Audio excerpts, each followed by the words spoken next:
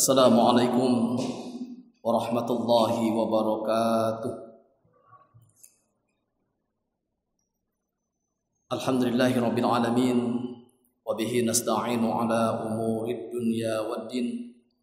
Sayyidina Muhammadin wa ala alihi wa sahbihi ajma'in.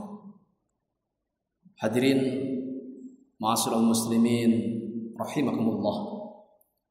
Marilah kita senantiasa bersyukur kehadirat Allah Subhanahu wa taala yang senantiasa memberikan berbagai kenikmatan kepada kita, memperkenankan kita untuk mengisi hari-hari dengan ibadah kepada Allah taala, termasuk saat ini kita diberi kesempatan untuk ibadah di bulan Ramadan 1442 Hijriah. Banyak saudara kita, sahabat kita yang tahun lalu masih bersama dengan kita ibadah di bulan Ramadan, saat ini sudah tidak bersama kita lagi. Banyak sahabat kita yang beberapa hari lalu sehat walafiat, malam ini tidak bisa lagi melaksanakan ibadah sholat isya dan tarawih. Kita alhamdulillah Allah perkenankan untuk dapat melaksanakan kewajiban kita sebagai seorang muslim. Mudah-mudahan amal ibadah kita diterima oleh Allah Subhanahu wa taala dan dilipat gandakan pahalanya. Amin ya Allah ya rabbal alamin. Hadirin ma'asyiral muslimin rahimakumullah. Marilah kita tengok beberapa ayat di dalam surat An-Naba, mulai ayat 21 sampai 36. Ayat 21 sampai 30 berbicara tentang neraka jahanam, kondisinya seperti apa, penghuninya siapa. Tetapi yang ingin kami tekankan adalah ujung kalimatnya dengan menggunakan kalimat jazaa'a wifaqa, sebagai balasan yang setimpal. Mulai ayat 31 sampai 36 berbicara tentang orang muttaqin. Dengan demikian mereka akan ditempatkan di surganya Allah Ta'ala. Dan kalimatnya bukan jazaa'a wifaqa, tetapi jazaa'a mir rabbika ata'an hisaba, sebagai balasan dan kenikmatan yang berlipat-lipat begitu banyaknya. Hadirin ma'asyiral muslimin rahimakumullah. Apakah kalimat ini sesuatu yang kebetulan? Tentu tidak. Pasti ada makna di balik semuanya.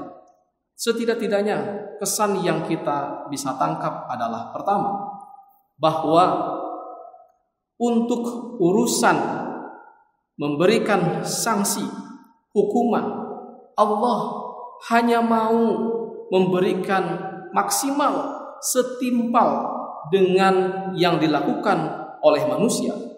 Tetapi untuk urusan pemberian pahala, untuk urusan reward, penghargaan, untuk urusan mengganjar kebaikan seseorang, bukan sekedar setimpal dengan yang dilakukan manusia, tetapi berlipat-lipat. Tentu karena cadangan kebaikan dari Allah itu sangat banyak. Hadirin ma'asyiral muslimin rahimakumullah, bukankah sejak awal penciptaan manusia itu, kehadiran manusia itu, Allah nampak sekali ingin memanjakan manusia. Dimulai dari Adam. Adam sejak awal langsung ditempatkan di surganya Allah Ta'ala. Ketika Allah katakan kepada Adam, "Ya Adam, uskun anta wa zawjukal jannata wa kula minha ragadan haitsu syi'tuma wa la taqraba hadhihi syajarata fatakuna minadh dhalimin." Wahai Adam, silahkan kamu berserta istrimu tinggal secara sakinah, secara adem ayem, secara tentrem. Uskun itu satu akar kata dengan sakinah. Wa kula minha ragadan haitsu syi'tuma. Silahkan kamu nikmati fasilitas yang ada di surga itu haitsu syi'tuma, sakarepmu, terserah kamu. Free, gak usah bayar. Tetapi kata Allah, ingat, wala taqraba hadhihi syajarata. Jangan sekali-kali kamu dekat dengan pohon ini. Dekat aja tidak boleh. apalagi bisa mengkonsumsinya. Kalau anak sekarang barangkali yang tidak boleh kan deketnya, kalau makannya boleh. Anak sekarang begitu. Ya, tetapi dekat saja tidak boleh, apalagi mengkonsumsinya. Kenapa? Fatakuna minaz zalimin. Kalau kamu melakukan itu, kamu termasuk orang yang zalim. Apa yang terjadi kemudian?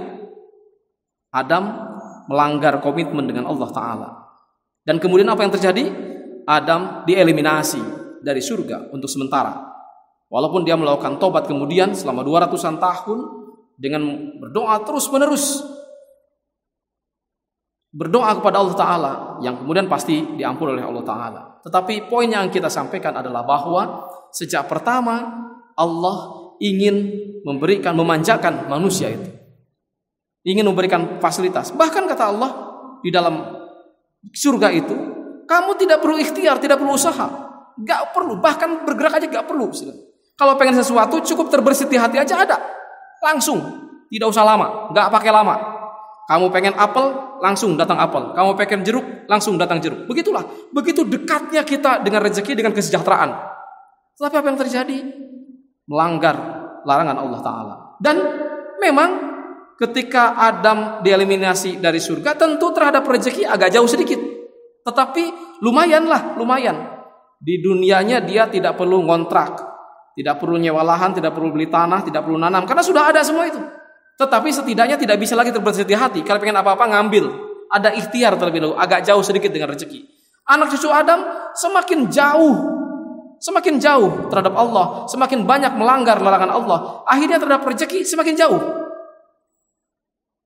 Dosanya semakin banyak, terhadap rezekinya pun semakin jauh. Anak keturunan Adam berikutnya bahkan untuk bikin rumah harus beli tanah terlebih dahulu. Tidak bisa tiba-tiba beli tanah terlebih dahulu. Dulu tidak pernah beli tanah. Tetapi anak keturunan berikutnya semakin jauh. Bahkan untuk beli rumah tidak bisa, harus kredit. Mobil kredit, semuanya kredit. Semakin jauh. Artinya semakin banyak kita melakukan kemaksiatan, semakin banyak melanggar larangan Allah, semakin jauh terhadap kenikmatan tetap kesejahteraan itu. Hadirin ma'asyiral muslimin rahimakumullah.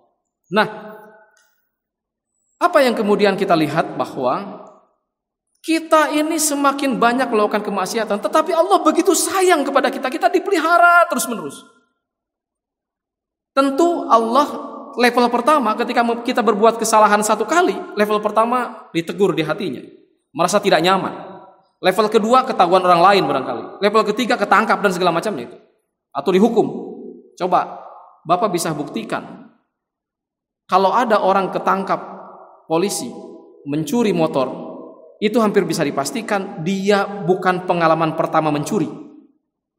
Kalau ditanya oleh polisi, kamu pertama?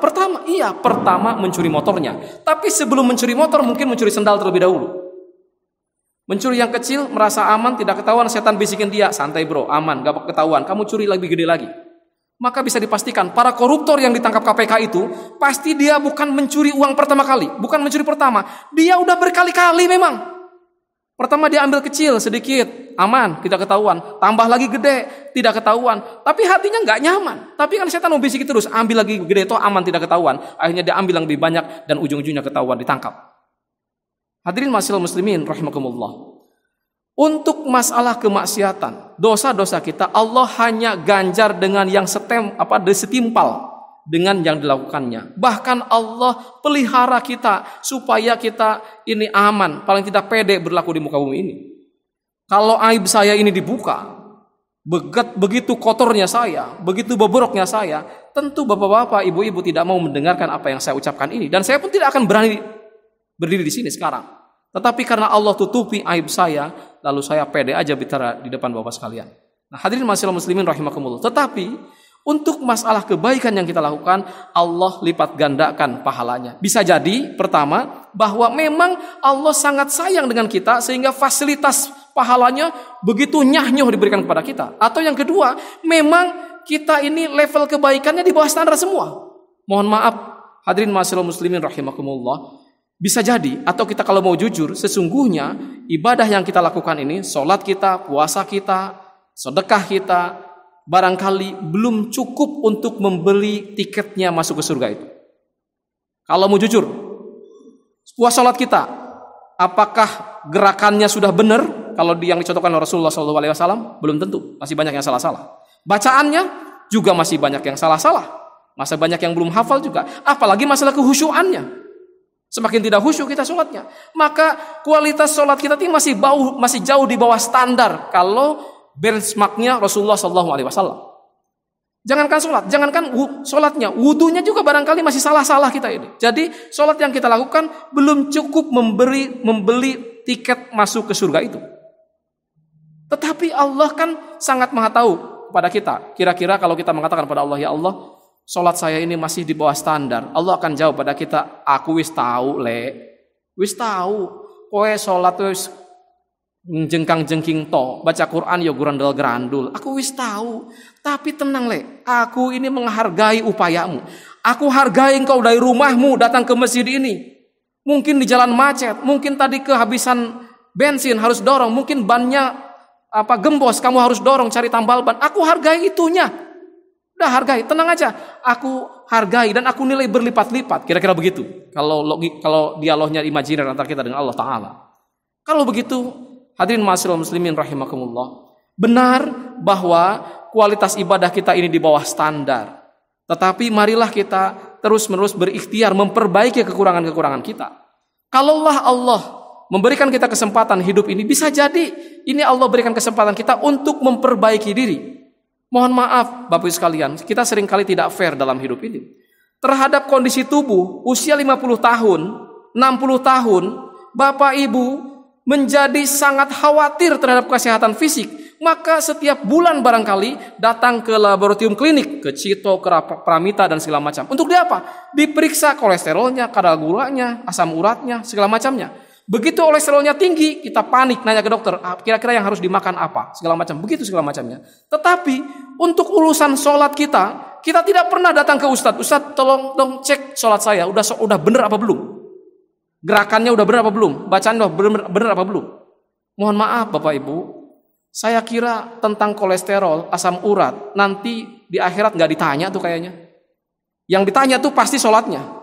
Awwalu ma yuhasabu indallahi yaumal qiyamah as-shalah. Idza saluhal amalu kulluh wa idza fasadal amalu kulluh. Yang pertama dihisab di akhirat itu sholatnya. Apabila sholatnya benar, maka dianggap benarlah amal-amal yang lain. Tapi kalau sholatnya salah, itu indikator berarti amal-amal lain juga tidak benar. Hadirin ma'asyiral muslimin rahimakumullah. Refleksi bagi kita adalah mengapa untuk urusan yang tidak ditanya di akhirat kita begitu panik, begitu aware, tetapi sesuatu yang ditanya di akhirat dan menentukan nasib kita begitu cuek saja. Bisa jadi kita diberikan oleh Allah Subhanahu wa taala umur yang panjang, kesempatan Ramadan berkali-kali, kesempatan sholat berkali-kali untuk memperbaiki kekurangan-kekurangan kita. Marilah kita manfaatkan itu. Karena kita tidak tahu besok atau lusa barangkali kita mendahului menghadap Allah Rabbul Jalil. Hadirin ma'asyiral muslimin rahimakumullah, marilah kita manfaatkan kesempatan yang tersisa dari umur kita ini untuk senantiasa memperbaiki diri. Mumpung Allah begitu sayangnya sama kita, mumpung Allah berikan kesempatan terus-menerus kepada kita untuk memperbaiki diri. Marilah kita di ujung kesempatan ini memohon kepada Allah Ta'ala, mudah-mudahan Allah senantiasa memberikan taufik dan hidayahnya kepada kita, terus-menerus membimbing kita agar kita benar-benar bisa beribadah dengan sebaik-baiknya, semakin dekat dengan Allah Ta'ala, kita ridho terhadap keputusan-keputusan Allah dan perintah-perintah Allah, dan Allah pun ridho terhadap amal-amal kita. Barakallahu li wa lakum ya fihi minal ayati wa dzikril hakim. Aqulu qawli hadza wa astaghfirullahal adzim li wa lakum. Wassalamu alaikum warahmatullahi wabarakatuh.